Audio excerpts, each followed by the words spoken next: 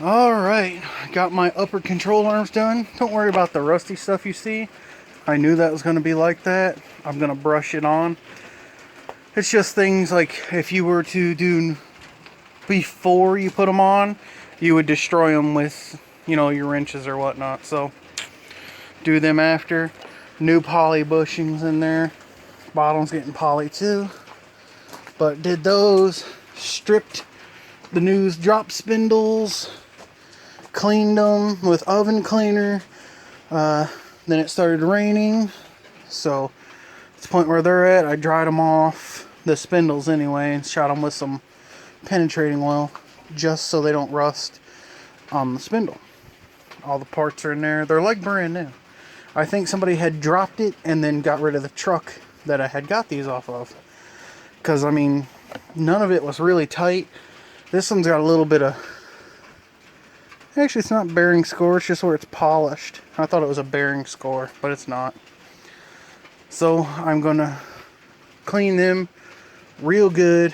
Clean those bush bearings in the back of there real good. Put new seals in. Pack it all with Lucas Red Tack grease. Yes, my crap is actually that dirty when I work, but I get it all clean. Painted on the other side of the garage. But I completely forgot to paint the U-bolts and lower spindle shaft, or lower control arm shaft, so it's alright. These got to be painted black. Those all got to be painted black before I start putting on the rest of it. And now that I think about it, I need to check and see if the springs, which I got with this, are drop springs or regular springs. Yep, again, I work dirty. You remember that one was bent like freaking crazy, so... Okay, so that answers that question. Stock ride height springs.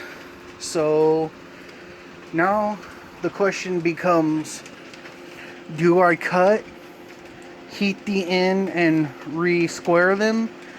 Because I was thinking, if I drop the springs upside down in a bucket of water, heat the end and bend it, it wouldn't affect the heat treat on the rest of the spring.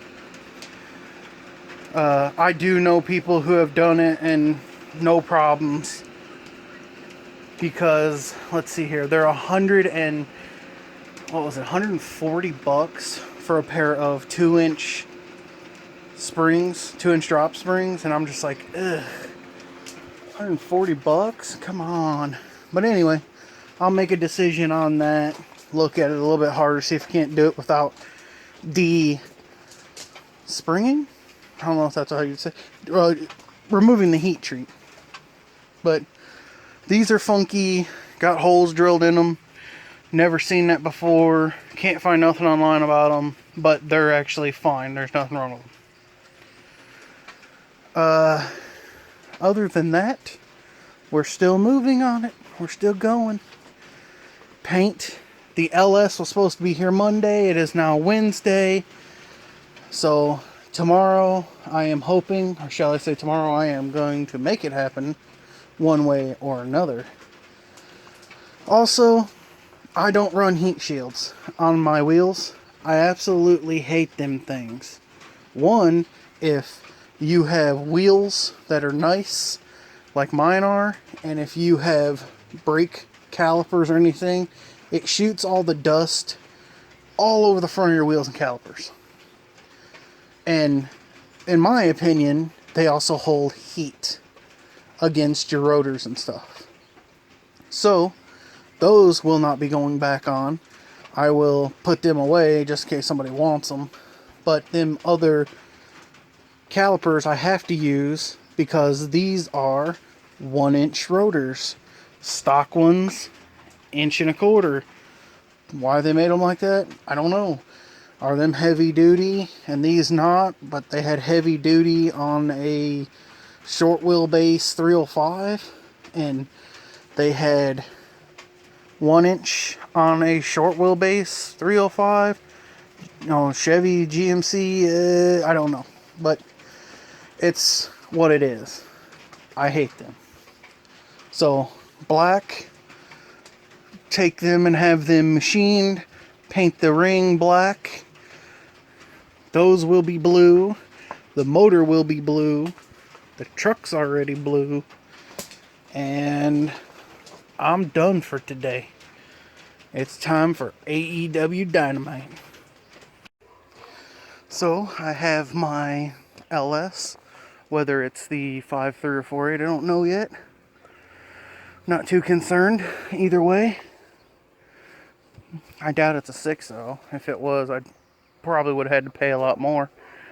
But I swapped the 305 and gave some boot for this. Complete 4L60E trans. Ready to go. I have already stripped the harness off of it. Now I am going to be stripping off everything else, which would be all of the EGR crap. I have to strip off the exhaust manifolds, are garbage. AC pump, garbage. There's no AC in Bulma, so that's coming off. Bracket for the smog over there, the EGR valves, what that is. I've already took off the cruise control because that ain't happening. But pulled off the plugs, or not the plugs, but the wires. Yeah, so I gotta remove the trans lines. I've got to remove the rest of the fuel lines over there. I'm gonna pull the intake because I am shaving it. And I have yet to decide whether or not the color I am painting the block and the intake and possibly even the valve covers. But I know the motor mount's got to come off too. Other than that, everything else, well, I'm going to pull the alternator power steering bracket combo off for when I paint. I'm not sure if I'm pulling the water pump off yet. Good thing is, it looks like it's a relatively new water pump. Everything aluminum, the heads, the intake, or not the intake, but the water pump, the alternator bracket, I'm going to clean and brighten. Even though I think I'm going to paint the alternator bracket either black or blue. The engine's going to be some sort of blue. So we'll figure that out when time comes. I can pull all of the power wire stuff off. I am going to either get some 4 or 2 gauge and run power across through here to hook up, you know, like the GM Big 3 upgrade. I have to run a nice thick ground wire. And all that'll come once I get the engine in, but as for now, yeah, got to keep pulling stuff. I'm going to oven clean the fire out of it. I'll probably oven clean it before I pull anything else off, actually, because there's a lot of oil residue everywhere. But it's an LS. They run forever. This one has it was either 60 or 80,000 miles on it, which is nothing. These things go, the last one I had was over 300. The one in the Caprice is unknown. So, and it runs good when it ran. The starter locked up, eBay, what do you expect? But I'm going to soak this thing down, and while it's sitting there getting happy, I got to get the power washer out to clean it, and I'm going to continue wire wheeling my spindles, waiting for the battery to charge. Alright. We got the control arms in flat black. Of course, it's still drying. The bolts, the U-bolts that go around these, I don't know what these things are called. These are the rods that go through the lower control arms. Those are done. All that's drying. So now I'm going to probably call it, because it's time to go to work. But getting a little closer every day.